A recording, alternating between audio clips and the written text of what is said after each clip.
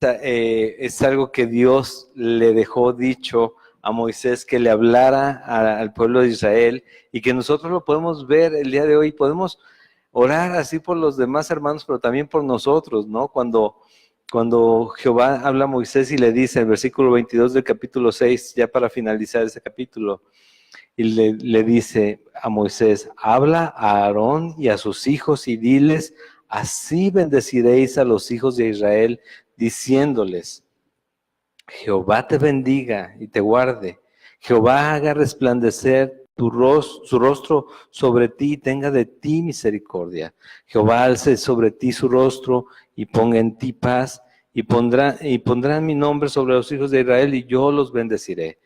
Y esto es ¿para qué? Para recordar precisamente que apartados de Él nada podemos hacer, y estar en su presencia y delante de Él es lo mejor, la mejor decisión que puede, en este caso el pueblo de Israel, hacer, pero nosotros también, buscándolo a Él, buscando su gloria. Diría Moisés en algún momento: muéstrame tu gloria. Y es: Señor, quiero estar cerca de ti. Yo sé que cerca de ti voy a recibir bendición, voy a ser bendecido. Tú vas a estar guardándome, tu rostro va a estar sobre mí, pero eso mismo me va a dar confianza y seguridad para esta vida. Y es una buena forma de terminar un estudio, pero también de, por ejemplo, terminar un día y bendecir también a otros hermanos. Vamos a continuar en el capítulo 7. Y el capítulo 7, no crean que vamos a ir, son 89 versículos, está un poquito largo, pero no los vamos a ver todos, sino que les voy a ir diciendo por qué razón. Dice de esta manera: aconteció que cuando Moisés hubo acabado de levantar el tabernáculo y lo hubo ungido y santificado con todos sus utensilios, y asimismo ungido y santificado el altar y todos sus utensilios, entonces los príncipes de Israel, los jefes de las casas de sus padres, los cuales eran los príncipes de las tribus que estaban sobre los contados, ofrecieron y trajeron sus ofrendas delante de Jehová: 6 carros cubiertos y 12 bueyes, por cada 2 príncipes un carro y cada uno un buey, y los ofrecieron delante del tabernáculo. ¿Qué pasaba aquí?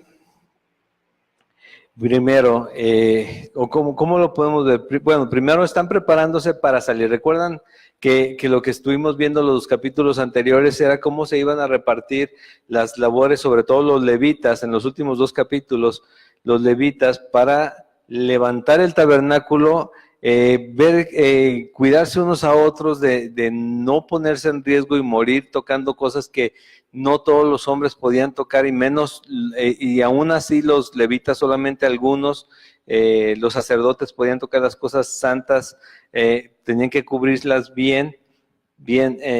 Aquí mismo dice que Moisés, era el encargado Moisés, de ungir y santificar todos los utensilios, los que iban a guardar los sacerdotes, y Aarón como sumo sacerdote, y los sacerdotes, y protegerlos bien, pero también proteger a la gente de no morir al tocar. Entonces, lo que vemos es precisamente de lo que hemos estado hablando en capítulos anteriores: la santidad y el cuidado con el que tenemos que manejarnos en la casa de Dios.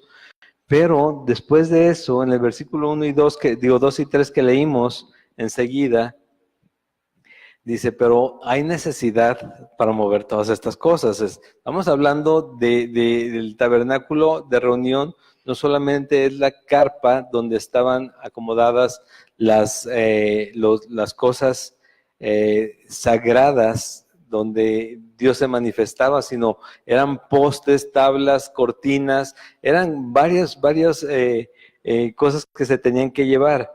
Y las diferentes tribus lo saben y entregan estos carros, 6 carros y 12 bueyes. ¿Qué podemos ver aquí? Que las necesidades del servicio a Dios se tienen o sea, aquellos que son llamados, en este caso los príncipes de Israel, aquellos que son llamados comenzaron a responder inmediatamente en el tema de qué se necesita y llevarlo para el servicio al ministerio, ¿no? Para lo que tenían que hacer. Ahora es curioso lo que vamos a estar viendo enseguida. Dice, y Jehová habló a Moisés, versículo 4, tomándolos de ellos, diciendo, tómalos de ellos, los carros y los bueyes, y serán para el servicio del tabernáculo de reunión, y los darás a los levitas a cada uno conforme a su ministerio. ¿Para qué? Para que se desarrolle precisamente lo que Dios quiere que suceda en el tabernáculo y en el pueblo de Israel. Entonces Moisés recibió los carros y los bueyes y los dio a los levitas. 2 carros y 4 bueyes dio a los hijos de Gersón conforme a su ministerio, y a los hijos de Merari dio 4 carros y 8 bueyes conforme a su ministerio bajo la mano de Itamar, hijo del sacerdote Aarón. Pero a los hijos de Coat no les dio, porque llevaban sobre sí en los hombros el servicio del santuario. ¿Qué podemos ver aquí? Bueno, recuerdan que los levitas los dividieron en 3 tribus, bueno, eran 3 descendientes de Leví, y unos eran de Gersón, Merari y Coat, 3. Y el cuarto grupo era el de la familia de Aarón y la descendencia de Aarón. Ellos iban a ser los sacerdotes, pero los levitas eran todos aquellos que servían alrededor en todas las demás labores, moviendo y poniendo el tabernáculo, cargándolo, llevándolo en las carros. En este caso, les dan 4 carros, Merari recibió 4 carros y Gersón 2 carros, Sí, Gersón 2 carros y Merari 4 carros, y Coat no. Y hay que poner atención, eran 3 tribus y a los 3 no les dio de la misma manera. ¿Por qué? 2 a uno, 4 a otro y ninguno a los coatitas. ¿Por qué? Porque era dependiente lo que iban a hacer en el mismo ministerio y podían haberse quejado y por qué no los mismos cantidades y por qué no, pues van a cargar lo mismo, porque los de Coat, a los que no les dieron carro, eran los que llevaban las cosas sagradas y ellos tenían que cargar a pie y en hombro, llevar todo eso.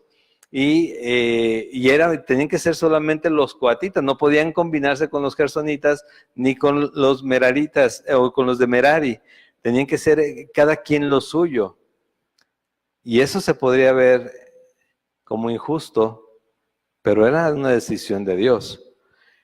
Tanto el no recibir la misma cantidad de carros y animales, como el hecho de no tener las mismas funciones, sino que los demás los llevan en carros, sí, posiblemente pesan más, pero los llevan en carros y van bueyes jalando, ¿no? Y ellos a hombro y caminar así. Si recuerdan, esa era la forma en que se trasladaban. Y la nube se paraba y todos descargaban y establecían tabernáculo y establecían todas las tribus alrededor. Bueno, primero los levitas se repartían en las 4 puntos, después las tribus alrededor, y se levantaba la nube y caminaba, y todos a levantar a los carros, a los bueyes, y estos hombres a cargar, y cargando. Y no sé, pero creo que hasta el momento, bueno, apenas lo van a hacer, hasta el momento no hay queja, porque saben que cada uno le está sirviendo a Dios en la posición en la que Dios les llamó a servir, no en la que ellos quisieron servir. Y eso es muy importante de verlo nosotros, porque bien pudimos haber estado en ese tiempo, o Dios puso haber hecho las cosas como en ese tiempo y decir, tú vas a hacer esto, tú vas a hacer esto, y tú vas a hacer aquello. Y nosotros decir, pero ¿por qué yo no tengo don de lenguas? ¿Por qué yo si oro no sana a nadie? ¿Por qué yo? Porque es la voluntad de Dios, no mi voluntad, porque es su obra. Y por pura gracia y misericordia me ha incluido ahí. Y me ha permitido, me ha salvado y me ha permitido aún como su siervo, su esclavo, que es la traducción correcta, hacer algo para él. Y aún me da un don, o aún hasta más dones, y la oportunidad de estar en su servicio. pero es Él el que hace su voluntad. Y entonces Él es el que estuvo diciéndole a Moisés, sí, esta es la tribu de Leví, a ellos me los vas a entregar, y lo vamos a ver en el siguiente capítulo, todos ellos van a ser míos en sustitución de los primogénitos de todo Israel, de todas las tribus. La tribu de Leví se entrega para sustituir a aquellos que tenían que entregar cada hijo, primer hijo varón que naciera en la familia. Entonces ya no lo van a tener que hacer, son los levitas, pero como levitas tampoco van a hacer lo que ellos quieran, sino que Dios les dice, tú vas a hacer esto, tú vas a hacer aquello, tú vas a hacer esto otro. Era más fácil definir las actividades, porque ya sabían, si eres de descendencia de Gersón, bueno, vas a cargar con esto y vas a hacer esto y vas a clavar o poner esto. Si eres de descendencia de Merari, vas a hacer esto otro. Y si eres cuatita, ya sabes, vas a cargar y vas a andar a pie. Sí, ya lo sabes. Y ninguno de ellos, creo que entendiendo y viendo la nube bajar sobre el tabernáculo y escuchando tal vez los sonidos impresionantes y vibrar todo el campamento, cuando hablaba con Moisés Dios, ninguno de ellos se ponía a reclamar nada, ¿no? De que estamos cansados o nosotros quisiéramos también carros y no, esto es un privilegio hacerlo porque si bien no estamos tocando porque no podemos, porque vamos a morir, no podemos tocar las cosas que Dios toca, sí estamos cargándolas y sirviendo de transporte, o sea, nos está usando también para su servicio, ¿sí? Y no importa que aquellos vayan con carros y bueyes, de todos modos nosotros estamos haciendo algo y y es importante, vamos a pie y es más, no por el esfuerzo físico estoy haciendo más, ellos están haciendo también lo que les puso a hacer Dios. Y era más fácil verlo, pero ahora es más complicado en el ministerio. Sin embargo, si nosotros entendemos bien el propósito de Dios para su servicio, nosotros vamos a estar tranquilos en lo que Él quiere hacer a través de nosotros, con nosotros, pero sobre todo el hecho de entender que no merecemos estar sirviéndole, pero en su gracia y misericordia y todo su amor nos permite hacerlo. Y eso ese es amor de Dios para con nosotros, ¿sí? Pero dice enseguida, pero los hijos de Coat, le leo nada más, esto lo repito, pero los hijos de Coat no les dio porque llevaban sobre sí en los hombros el servicio del santuario, es el versículo 9. Versículo 10, y los príncipes trajeron ofrendas para la dedicación del altar el día en que fue ungido, y ofrecieron los príncipes su ofrenda delante del altar. Y el que ofreció su ofrenda el primer día fue Naasón, hijo de Aminadab, de la tribu de Judá. Su ofrenda fue un plato de plata de 30 ciclos de peso y un jarro de plata de 70 ciclos y al ciclo del santuario, ambos llenos de flor de harina amasada con aceite para ofrenda, una cuchara de oro de 10 ciclos llena de incienso, un becerro, un carnero, un cordero de 1 año para holocausto, un macho cabrío para expiación y para ofrenda de paz, 2 bueyes, 5 carneros, 5 machos cabríos y 5 corderos de 1 año, y esta fue la ofrenda de Naasón, hijo de Aminadab. De lo que vamos a seguir viendo, de ahí en adelante, al segundo día, tercer día, hasta el 12º día, van ofreciendo cada tribu lo mismo, exactamente lo mismo. Lo que acaban de leer ahorita, eso exactamente ofrece cada quien. A través de todos los versículos hasta el versículo 88 que ofrece la última persona, pero nada más para no brincar mucho.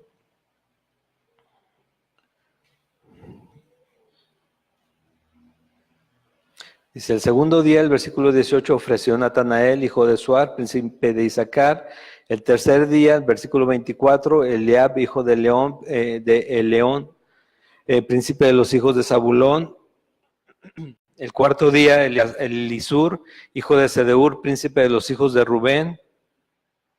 El quinto día, en el versículo 36, Elumiel, hijo de Sadaí, el príncipe de los hijos de Simeón. En el versículo 42, el sexto día, Eliasaf, hijo de Uel, príncipe de los hijos de Gad. El séptimo día, en el versículo 48, el príncipe de los hijos de Efraín, Elisama, hijo de Amiud. En el octavo día, en el versículo 54, el príncipe de los hijos de Manasés, Gamaliel, hijo de Pedasur.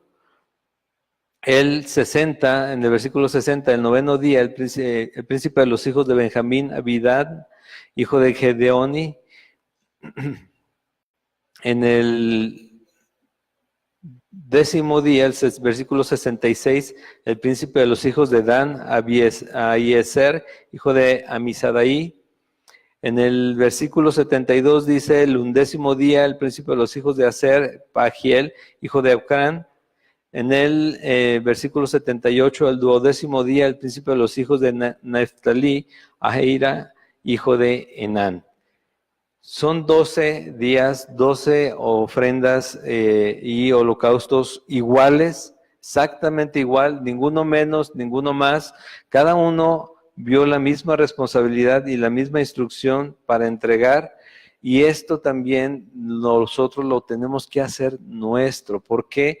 Porque delante de Dios, si bien no todos nos da los mismos dones, como lo vimos con los levitas, en este caso son las 12 tribus, no, ninguno dio menos, ninguno dio más, todos dieron exactamente lo mismo. Y lo requerido para nosotros llegar a ver al Señor, ¿recuerdan qué es? Sí lo saben.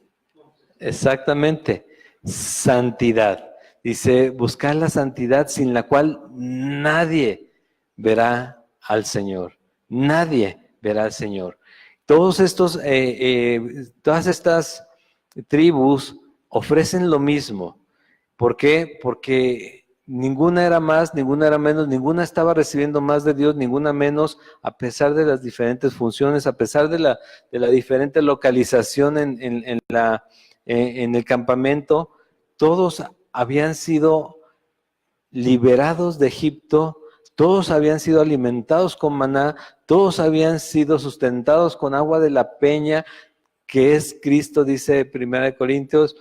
Todos habían visto la gloria de Dios, bueno, habían escuchado a Dios, Moisés fue el único que la vio, pero la manifestación del poder de Dios a través de 1 año y 2 meses, 3 meses que había salido de Egipto aquí, nadie había recibido menos, nadie había recibido más. Habían pecado contra Dios en ese tiempo, y Dios aún así siguió con ellos, a pesar de que el juicio que se hizo y Moisés tuvo que poner orden ahí. Pero todos estaban viendo lo mismo, todos estaban recibiendo de mano de Dios las bendiciones de cada día. Y todos estaban respondiendo de la misma manera, en obediencia al Dios que les ha sustentado y dado todo. O sea, yo voy y doy, aquí lo dice, yo voy y doy mi plato de plata de 130 ciclos de peso, mi jarro de plata de 70 ciclos y llenos de flor de harina. Recuerden, harina súper fina, muy fina, únicamente de esa harina se podía entregar a Dios, con el aceite también el adecuado, el que él requería para la ofrenda, la cuchara de oro, y todos los animales yo los voy y los doy, porque sé que Él me ha dado todo eso que yo tengo. Yo lo voy y lo entrego porque se necesita para su servicio. Yo lo voy y lo pongo delante de Él porque sé que Él es mi Dios, y que si yo necesito alimento, estoy en medio del desierto, yo solamente voy a ver bajar todo aquello que yo puedo comer, y me va a sustentar de una manera para mí milagrosa, para Él de su mano directamente. ¿Recuerdan qué sucedió en Éxodo cuando se va a hacer el tabernáculo? que pide la púrpura, el lino, que pide el oro, la plata, el bronce, Dios les dice, solamente toma de aquellos que lo den de corazón. ¿Por qué? Porque así es Dios. O sea, y así es como nos acercamos a Dios también a través de Jesucristo. Si yo creo en mi corazón que que Jesús resucitó a los muertos, si yo he confesado con mi boca, obviamente mi corazón está involucrado ahí en el tema de creer en Dios y de estar con Él y de querer seguirlo, querer caminar con Él. No es solamente el hecho de lo que yo pueda ganar, sino el hecho de que lo que Él me ha dado ya. Y aún, o sea, ya cuando entiendo yo la salvación, de ahí puedo voltear y empezar a ver, también estuvo conmigo cuando tuve esta necesidad, cuando tuve este dolor, cuando tuve esta aflicción. Él estuvo ahí y siempre sustituyó o suplió todo lo necesario. Nunca me faltó. Y así como así nos podemos ver como estos príncipes que han visto que su pueblo, su descendencia o la gente que está alrededor de ellos, todos han visto la mano de Dios proveyendo milagrosamente, digo, para los ojos del hombre, milagrosamente para Dios, haciendo lo que Él sabe hacer, ¿no? Lo que Él hace, crear, dar y sustentar a su creación. Pero todos hicieron lo mismo y dice, si recordamos que en Romanos 12, dice, así que hermanos, os ruego por las misericordias de Dios, dice Pablo, que presentéis vuestros cuerpos como el sacrificio vivo, santo, agradable a Dios, que es vuestro culto racional. Si bien ahora no llevamos los animales delante del tabernáculo, nuestra vida día a día tiene que ser ese sacrificio vivo, santo, agradable a Dios, que es nuestro culto racional, o que debería ser nuestro culto racional. Racionalmente, pensando quién es Dios, todo lo que he visto de Él, cómo yo percibo a Dios, veo que no es algo que yo creé, como algunos han querido hacer pensar a algunas personas, es que tú creaste a Dios por tus necesidad de poner tu fe en algún lugar, creaste a Dios. No, Dios ya era mucho antes de que todo existiera. Y dice otra vez, cuando Pablo dice, os ruego, no dice, por favor, crean en Dios, no. Él dice, os ruego por las misericordias de Dios, les conviene, les pido que crean por su propio bien, no por mi bien y el de Dios. Él es. Les pido, les ruego, les suplico que crean para bien de su alma, de su propia alma, ¿sí? Que crean ustedes para ustedes mismos, beneficio propio de cada uno de los que me están escuchando, dice Pablo, que presenten sus cuerpos como un sacrificio vivo, santo, agradable a Dios. Esto es lo mínimo que puede resultar si entiendes quién es Dios. Esto significa vuestro culto racional. Es Romanos 12:1. ¿Sí lo pusiste? Era Romanos 12:1. Ajá. Por la misma razón dice, no os conforméis a este siglo, sino transformados por medio de la renovación de vuestro entendimiento, para que comprobéis cuál sea la buena voluntad de Dios, agradable y perfecta. Tristemente, aún lo vi hace rato, aún lo vi hace una par de horas. Cuando vemos la palabra tal cual está y Dios nos redarguye, nos habla, nos mueve en la conciencia a que eso es verdad y eso es lo que tenemos que hacer y lo compartimos a alguien, muchas de las cosas que compartimos de la Biblia, inmediatamente salta la gente y dice, eres un legalista, eres un religioso. Ve nada más, o sea, ¿quieres que se hagan esas cosas? No, yo no quiero nada. Yo te estoy diciendo lo que Dios dice y yo te estoy diciendo lo que yo voy a hacer. Yo no quiero que hagas nada. Yo te estoy diciendo lo que la palabra de Dios tiene por escrito. Pero inmediatamente salta el legalista y dice, no has entendido nada, no tenemos que hacer nada, no, tenemos que hacer muchas cosas, no para salvarnos.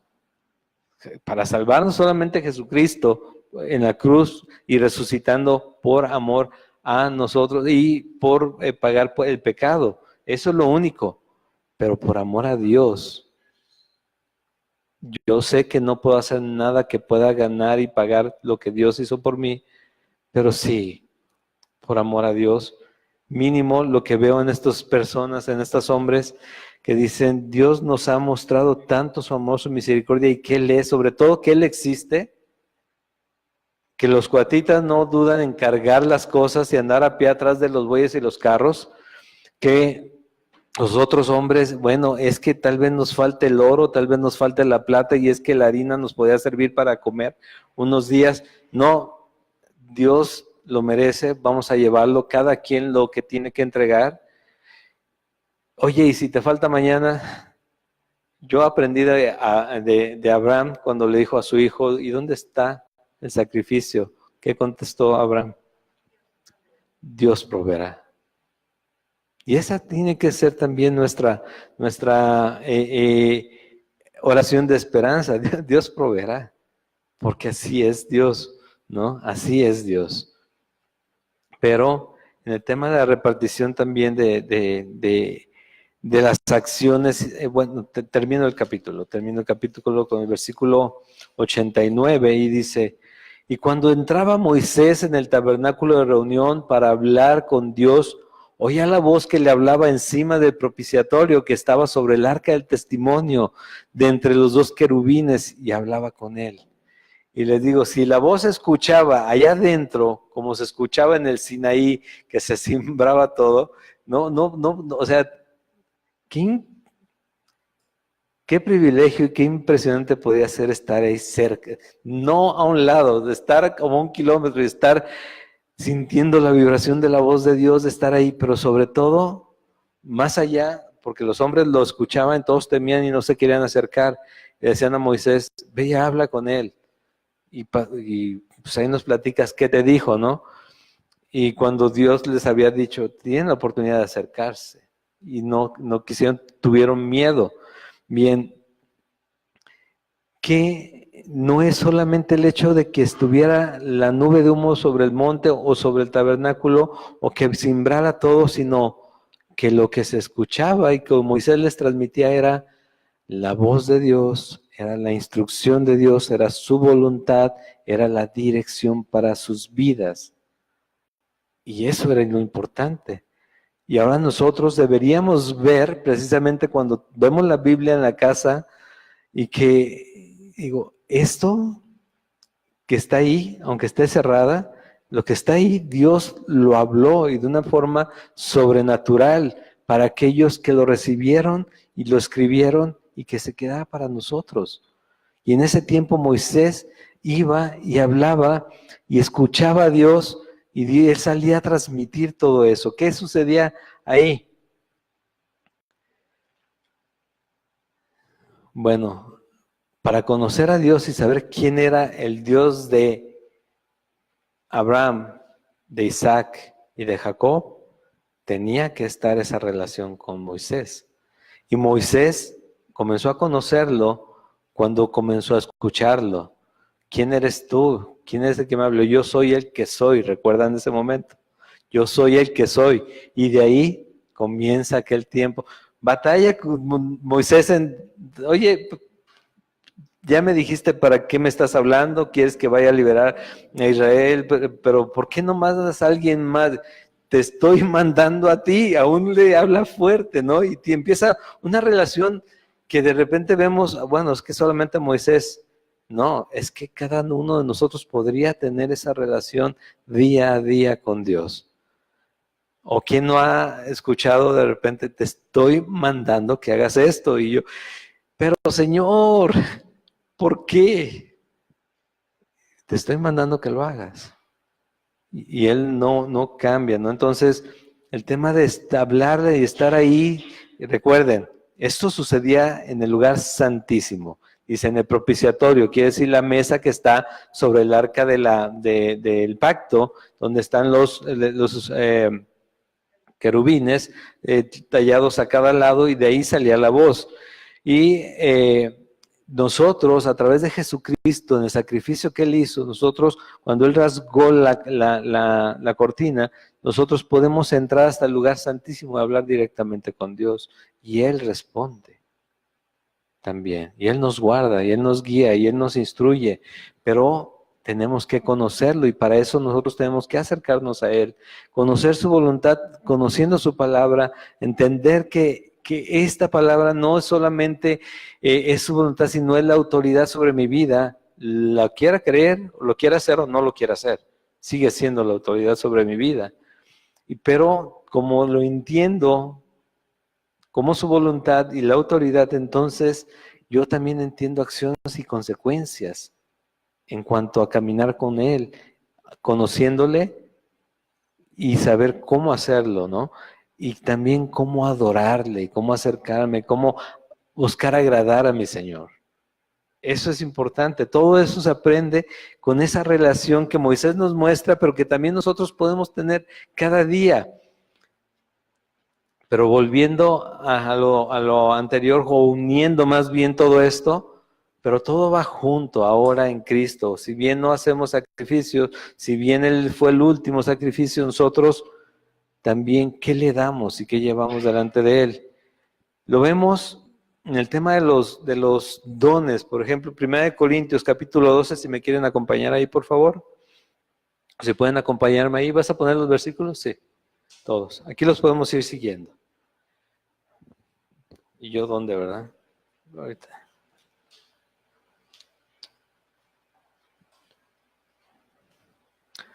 Primera de Corintios 12, 1, dice: No quiero, hermanos, otra vez Pablo, no quiero, hermanos, que ignoréis acerca de los dones espirituales. Sabéis que cuando eras gentiles se os extraviaba, llevándoos como se os llevaba a los ídolos mudos. Por tanto, os hago saber que nadie que hable por el Espíritu de Dios llama anatema a Jesús. Y nadie puede llamar a Jesús Señor sino por el Espíritu Santo.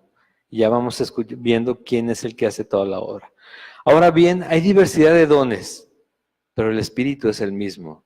Hay diversidad de ministerios, pero el Señor es el mismo. Hay diversidad de operaciones, pero Dios, que hace todas las cosas en todos, es el mismo. Pero a cada uno le es dada la manifestación del Espíritu para provecho. A cada uno. Porque a este es dada por el Espíritu palabra de sabiduría, a otro palabra de ciencia según el mismo Espíritu, a otro fe por el mismo Espíritu, y a otro dones de sanidades por el mismo Espíritu. A otro el hacer milagros, a otro profecía, a otro discernimiento de espíritus, a otro diversos géneros de lenguas, y a otro interpretación de lenguas. Pero todas estas cosas las hace uno y el mismo Espíritu, repartiendo a cada uno en particular como Él quiere. Porque así como el cuerpo es uno y tiene muchos miembros, pero todos los miembros del cuerpo, siendo muchos, son un solo cuerpo, así también Cristo. Porque por un solo Espíritu fuimos todos bautizados en un cuerpo, sean judíos o griegos, sean esclavos o libres, y a todos se nos dio a beber, ¿de qué? De un mismo Espíritu. ¿Qué quiere decir esto? Bueno, si nosotros vemos las responsabilidades de los levitas, de las tribus, para relacionarse con Dios, nosotros podemos ver también que hay mucha gente que desea dones y que los tiene, pero no se ven como responsables, de igual que los levitas y los príncipes o los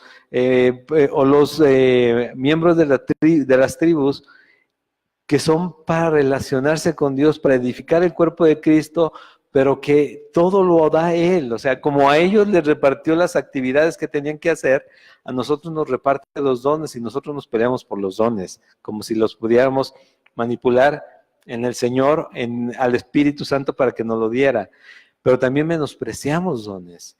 Y aquí habla de algunos, pero por ejemplo, si recuerdan ustedes que un don es, y lo recuerdo seguido porque se menosprecia mucho a la gente que no habla lenguas o que no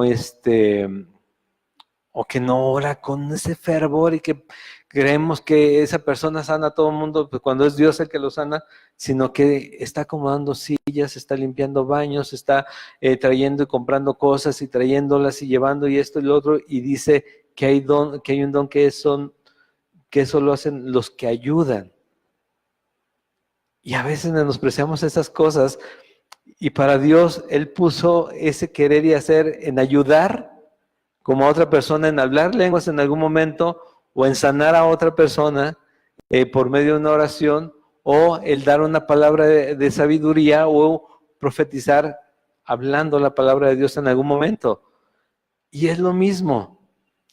Y ahí podemos ver a los descendientes de Gersón con 2 carros y 4 bueyes jalando ciertas cosas, y luego ver a los otros descendientes de Merari con 4 carros y 8 bueyes, y decir, bueno, pero ¿por qué es tan desequilibrado? Y luego ver a los coatitas cargando todo en hombros.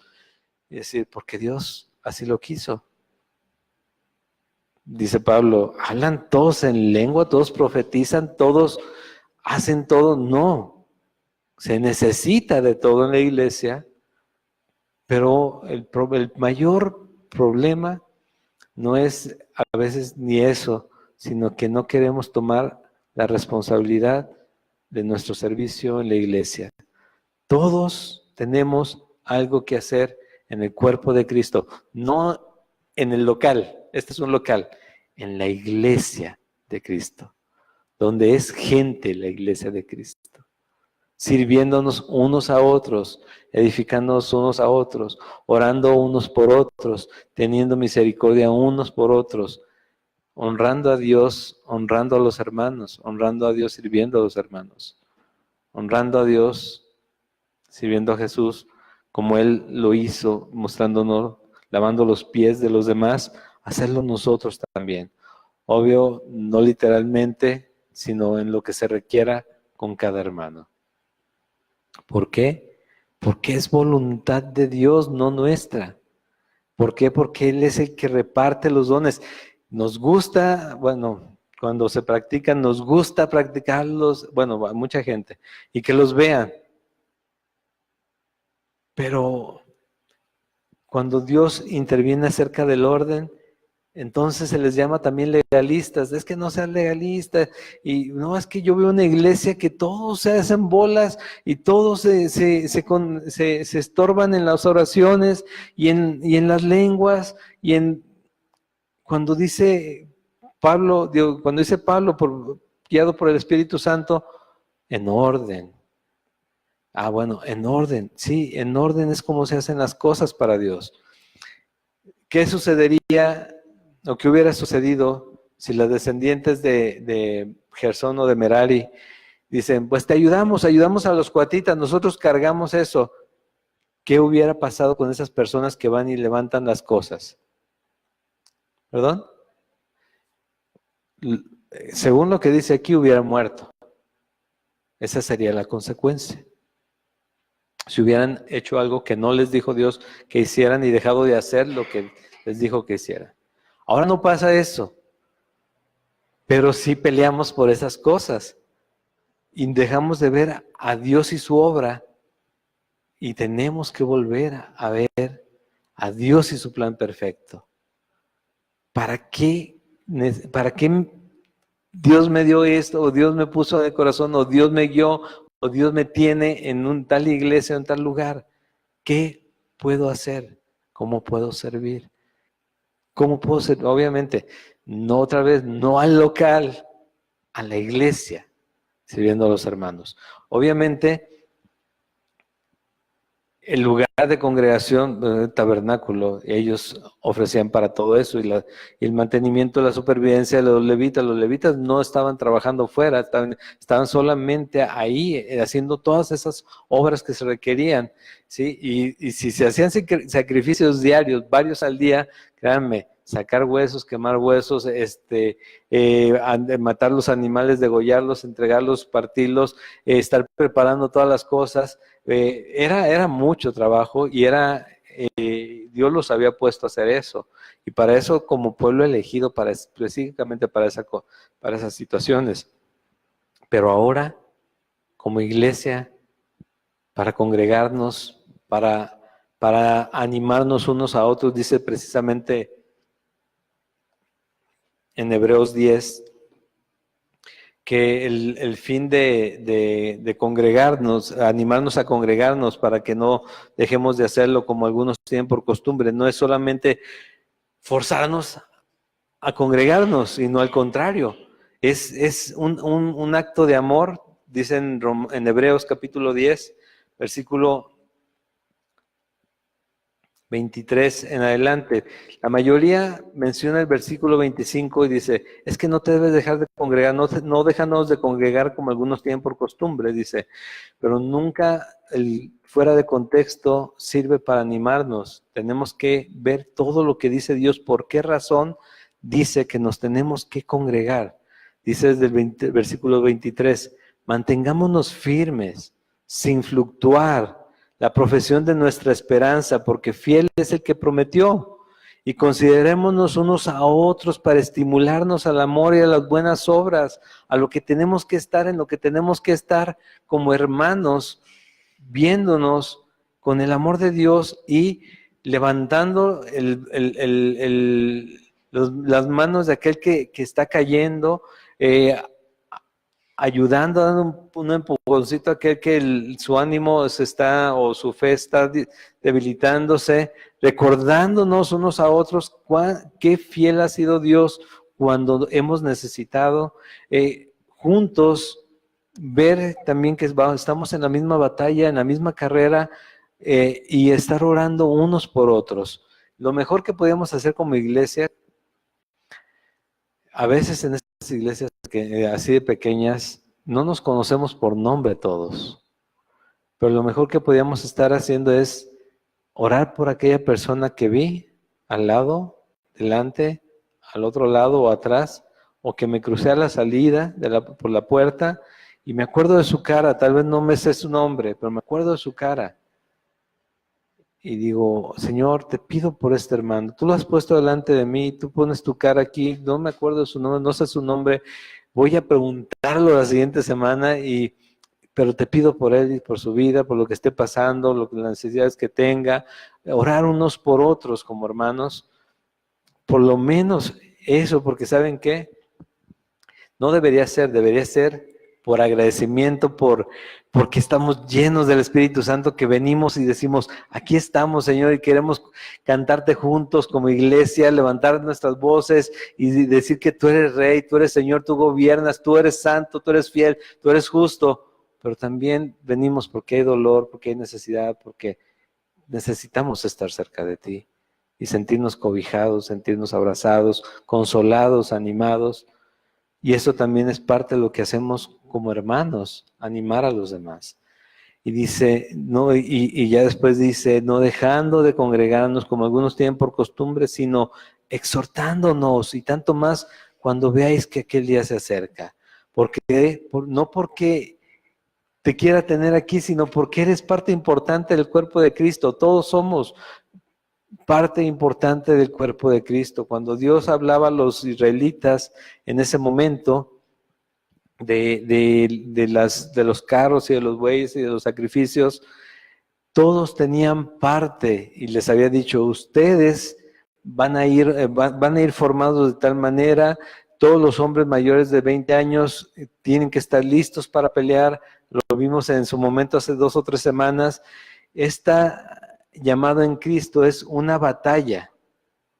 Es una batalla. El momento en que Cristo te salva, te perdona tus pecados y porque tú te arrepentiste, ya que viste su amor en la cruz por ti, inmediatamente dice uno, entra uno en el gozo del Señor. No, también entra uno a la batalla directamente. Directo a la batalla, a la carrera que dice Pablo que estamos corriendo.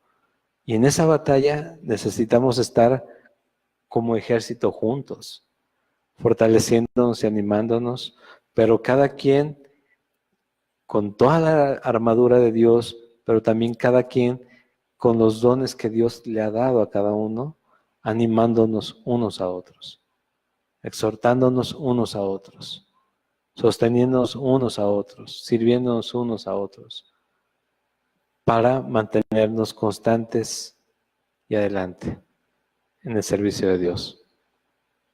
Con una sola esperanza, verlo a Él cara a cara, conocer a nuestro Señor Jesucristo y escuchar aquellas palabras, buen siervo y fiel, pasa. ¿A dónde? ¿A dónde? Al gozo de tu Señor. ¿Sí o no les gustaría o que esperan escuchar eso al final de que les llame el Señor? Amén. Amén, así es. Queremos escuchar eso. Si no, o sea, si realmente no voy para escucharlo, mejor me arrepiento en este momento y necesito poner mi vida en manos de Jesucristo. Pero yo quiero escuchar esas palabras. Y yo sé que ustedes también quieren escuchar esas palabras. Porque esa es la bienvenida a la vida eterna con Jesucristo. Aquí vamos a parar hoy. Por eso les decía, tal vez no veamos el capítulo 8. Pero con esto creo que es suficiente ver cómo Dios se encarga. Nunca se le va nada, ni un punto siquiera se le va a Él en lo que Él quiere de sus hijos, en lo que Él quiere para su pueblo, lo que Él ha buscado y ha deseado y ha planeado para que vivamos nosotros. Nada está fuera de lugar, nada ha faltado. Todo está ahí y todo es para que nosotros lo conozcamos. Él ha tenido misericordia de nosotros, gracia, nos ha mostrado su amor, su fidelidad, ha tenido cuidado de nosotros, nos ha guardado de muchas cosas y nos ha dejado hacer muchas más para que nos demos cuenta cómo nos hace falta estar cerca de Él. Pero nunca ha fallado, porque Él no cambia, Él no miente y siempre está con nosotros. Amén. Hoy vamos a terminar aquí. Vamos a orar para terminar con una alabanza nuevamente. Y Padre, gracias Señor